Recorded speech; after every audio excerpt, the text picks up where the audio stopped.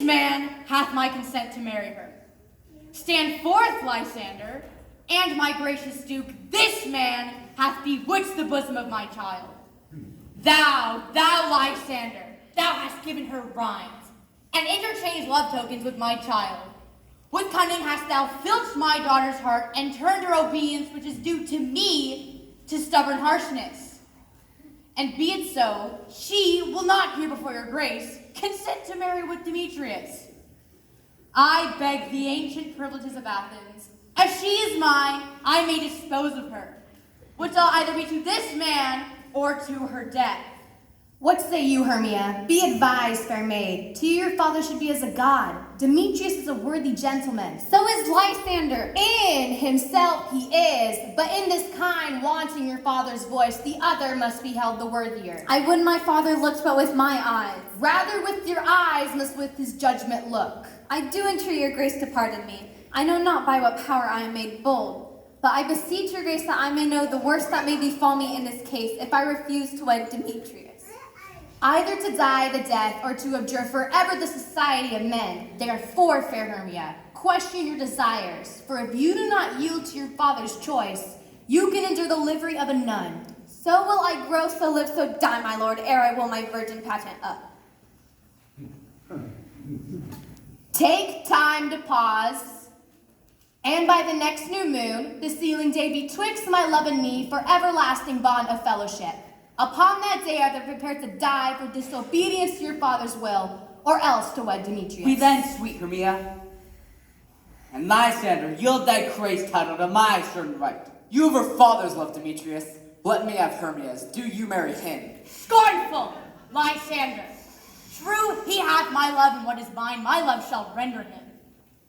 And as she is mine, and all my right of her, I do estate unto Demetrius. I am, my lord, as well derived as he, as well possessed. My love is more than his. My fortunes every way is fairly ranked. I am beloved of beauteous Hermia. Why should I not then prosecute my right? Demetrius, I'll avouch it to his head, made love to Nader's daughter Helena, and won her soul. And she, sweet lady, dotes, devoutly dotes in idolatry upon the spotted and inconstant man. I must confess I have heard enough. Demetrius, come, and Commagenius, I have some private schooling for you both. For you, fair Hermia, look you on yourself to fit your fancies to your father's will, or else the law of Athens yields you up, which by no means we may extenuate, to death, or to a vow of single life. Come, my Hippolyta.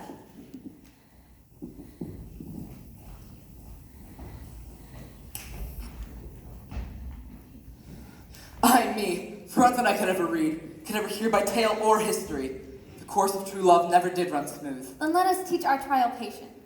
A good persuasion. Therefore, hear me, Hermia. I have a widow aunt, a dowager of great revenue, and she hath no child. From Athens is their house remote 7 leagues. There, gentle Hermia, may I marry thee. And to that place the sharp Athenian law cannot pursue us. If thou lovest me, then steal forth thy father's house tomorrow night, and in the wood, a league without the town, there will I stay for thee. My good Lysander, I swear to thee by Cupid's strongest bow, in the same place thou hast appointed me, tomorrow truly will I meet with thee. Godspeed, fair Helena. Whither away? Call you me fair? That fair I can unsay. Demetrius loves your fair. Oh, happy fair.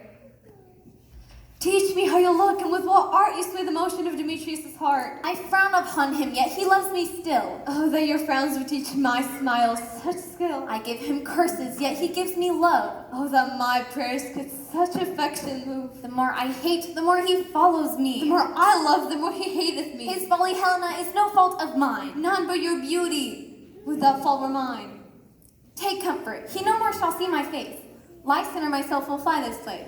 Helen, to you our minds we will unfold. Tomorrow night, when Phoebe doth behold her silver visage in the watery glass, decking with liquid pearls the bladed grass, a time which lovers' flights doth still conceal, through Athens' gates have we devised to steal. And in the wood, where often you and I upon faint primrose beds were wont to lie, emptying our bosoms of the counsel sweet, there my Lysander myself shall meet, and thence from Athens turn away our eyes to seek new friends and stranger companies. Farewell, sweet place, Iolo. Pray thou for us, and good luck grant thee thy Demetrius. Keep word, Lysander. We must starve our sights from lover's food tomorrow deep midnight. I will, my Hermia. Helena, adieu. As you on him, Demetrius dote on you.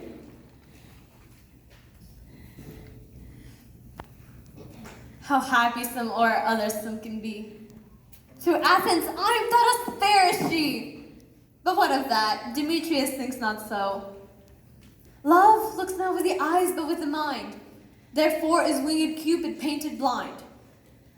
For ere Demetrius looked on Hermia's eyne, he hailed an oath that he was only mine. And when this hail some heat from Hermia fell, so he dissolved and showers of oaths did melt.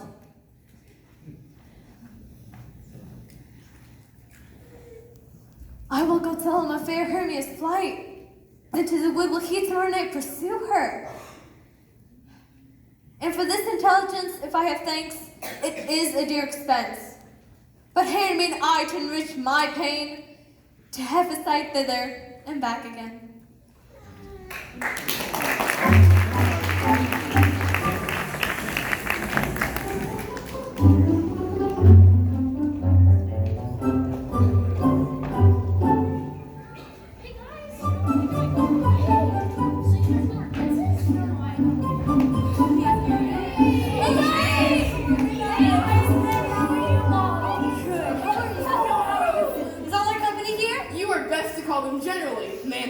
According to the script. Here is the scroll of every man's name, which is thought fit through all Athens to play an interlude before the Duke and the Duchess on his wedding day at night. Wow! First get Peter Quince, say what the play treats on, then call the names of the actors, and so grow to a point. Mary. Our play is the most lamentable comedy, most cruel death of Pyramus and Thisbe. Whoa! A very good piece of work, I assure you. Now, Quince, call forth the actors by the scroll. Masters, spread yourselves. Oh, wait.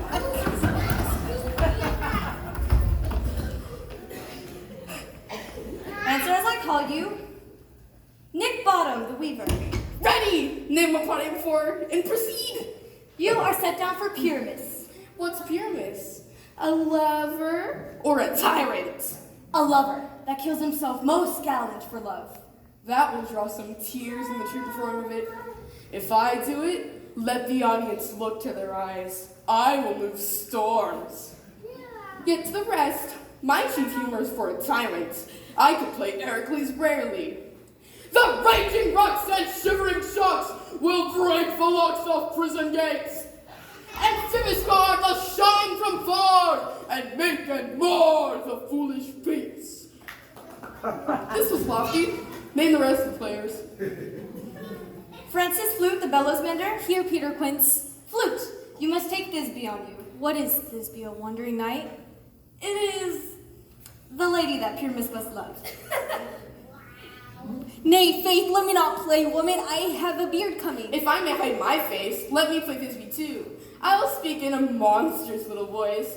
I Thisbe, oh Pyramus lover dear, thy Thisbe dear and lady dear. No, you must play Pyramus. And Flute, you Thisbe. Well, proceed. Robin Starveling, the tailor. Here, Peter Quince. You must play Thisbe's mother. John Snout, the tinker. Here, Peter Quince. You, Pyramus's father. Myself, Thisbe's father. Snug the joiner, you the lion's part. And here I hope is a play well fitted. Do you have the lion's part written? Give it me, for I am slow of study. You may do it extempore, for it is nothing but roar. Let me play the lion's part too. I will roar and do any man's heart good to hear me. I will roar and make the Duke say, let him roar again, let him roar again. If you should do it too terribly, you would scare the Duchess and the ladies that they would shriek, and that would be enough to hang us all. That would hang us, every mother's son. But I will roar you as if you were any nightingale. I'll aggravate my voice to roar you as if you were any sucking dove. You can play no part but Pyramus. For Pyramus is a sweet-faced man, a proper man, as one shall see in a summer's day. A most lovely gentleman-like man. Therefore, you must needs play Pyramus. Well, I'll undertake it. Masters, here are your parts, and I am to entreat you, request you, and desire you to con them by tomorrow night, and meet me at the Palace Wood, a mile without the town. There we will rehearse. I pray you, fail me not. There we will rehearse most obscenely and courageously. Take pains. Be perfect. Adieu.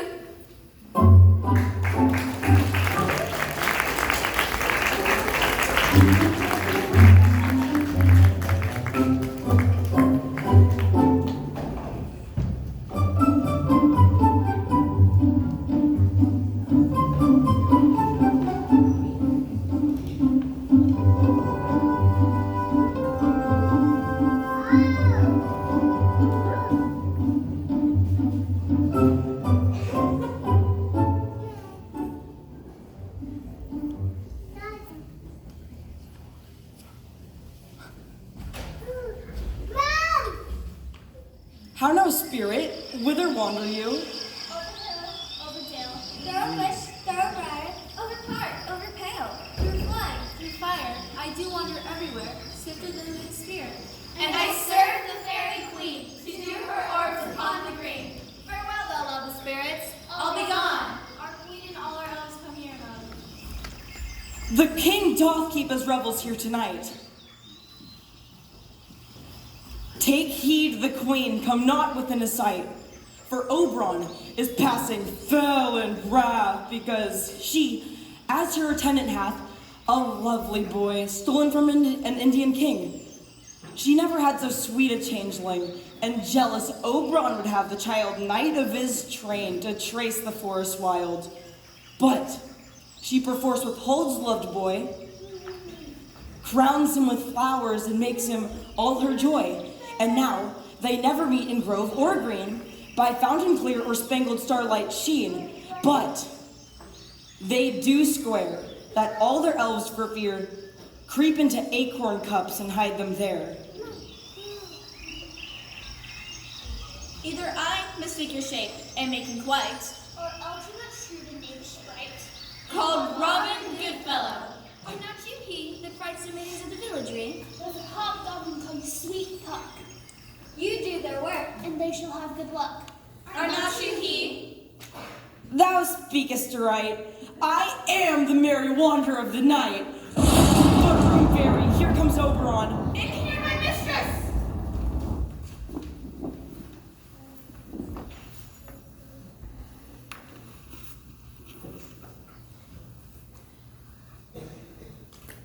Ill met by moonlight, proud Titania.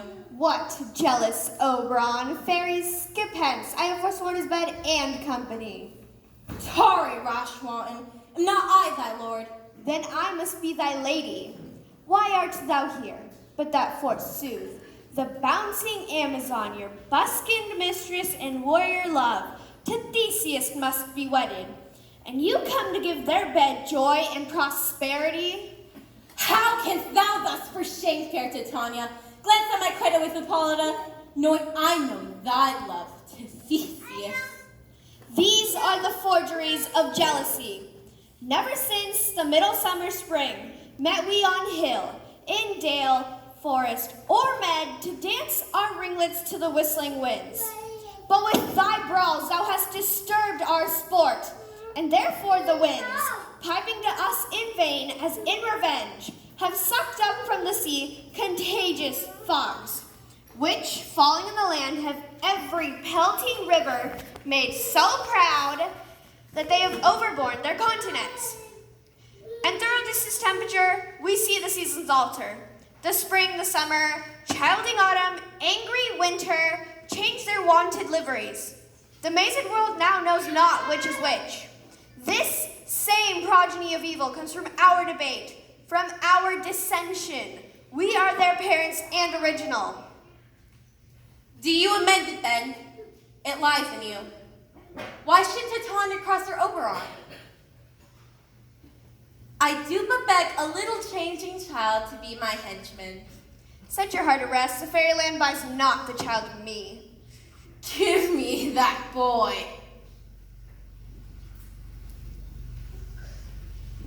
Not for thy fairy kingdom. Fairies away. We shall try downright if I longer stay.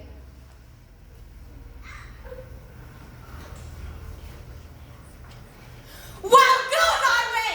Thou shalt not from this girl till I torment thee for this injury! Ah!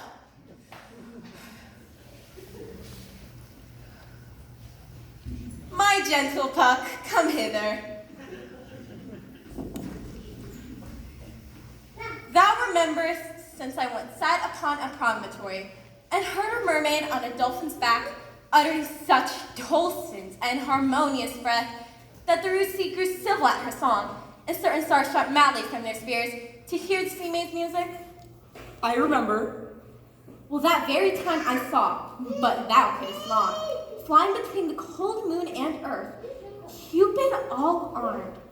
A certain aim he took at a fair vessel thrown by the west, and loosed his love shaft smartly from his bow as it should pierce 100,000 hearts. But Mark died where the bullet of Cupid fell. It fell upon a little western flower, before milk white, now purple with love's wound, and maidens call it love in idleness. Fetch me this flower, the herb I showed thee once. The juice of it on sleeping eyelids laid will make or man or woman madly dote upon the next live creature that it sees. Fetch me this herb, and be thou here again ere the Leviathan can swim a league. I'll put a girdle round about the earth. In 40 minutes. Having once this juice, I'll watch Titania when she's asleep and drop the liquor of it in her eyes. Then, next thing she waking looks upon, be it lion, bear, cat, wolf, bull, unmeddling monkey, or busy ape, she shall pursue it with the soul of love. And ere I take this term off her sight, as I can take it with another herb, I will make her render up her page to me. But who comes here? I'm invisible, and I will overhear their conference. I love thee not, therefore pursue me not. Where is Lysander and fair Hermia? The one I slay, the one slayeth me. Thou toldest they stole upon this wood. Hence, get thee gone and follow me no more. You draw me, you hard-hearted adamant. Do I entice you? Do I speak you fair? Or rather, do I not, in the plainest of truth, tell you I do not, nor cannot, love you? And even for that do I love you the more. I am your spaniel, and, Demetrius, the more you beat me, I will fawn on you. Use me but as your spaniel. Spurn me, strike me, neglect me, lose me, only give me leave, unworthy as I am to follow you. What worse place can I beg in your love, and yet a place with high respect with me, than to be used as you use your dog? Tempted not to the hatred of my spirit, for I am sick when I look upon thee. I am sick when I look not on you. You do impeach your modesty too much, to commit yourself to the hand of one who loves you not, to trust the opportunity of night and the ill counsel of a desert place with the rich worth of your virginity. Your virtue is my privilege, for it is not night when I do see your face. I'll run from thee and hide me in the brakes and leave thee to the mercy of wild beasts. Love this hath not such a heart as you. I will not stay thy questions. Let me go, or if thou fallest, do not believe, but I shall do thee mischief in the woods. Aye, in the temple, the town, the field, you do me mischief. Fie, Demetrius. Your wrongs do set a scandal on my sex. We cannot fight for love as men may do. We should be wooed, and we're not made to woo. I'll follow thee, make a habit of hell, to die upon the hand I love so well.